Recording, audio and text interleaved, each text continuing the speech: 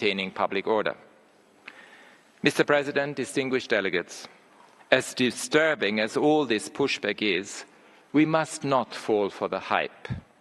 This is not a global phenomenon. The vast majority of countries around the world continue to support the expansion of human rights and fundamental freedoms. Half the world's population now benefits from effective national human rights institutions that work with my office. That figure has tripled in the past 2 decades. And policies to promote equality are working.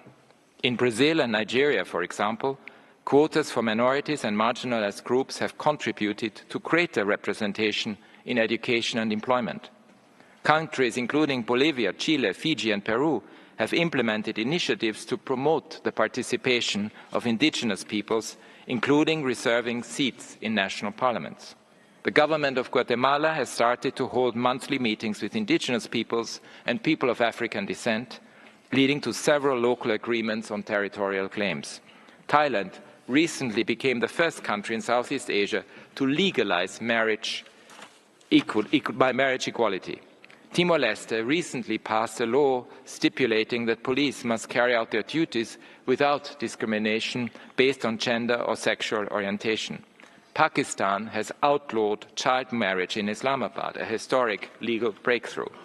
The first resolution on discrimination based on work and descent, adopted by the African Commission on Human and People's Rights, is an important step to address deep-seated stigma. In Somalia, the new National Disability Rights Bill provides a framework for action and inclusion. And around the world, I'm pleased to see governments working to implement their pledges under our Human Rights 75 initiative, with new laws on access to information, reforms to criminal justice systems, and stronger engagement with human rights mechanisms.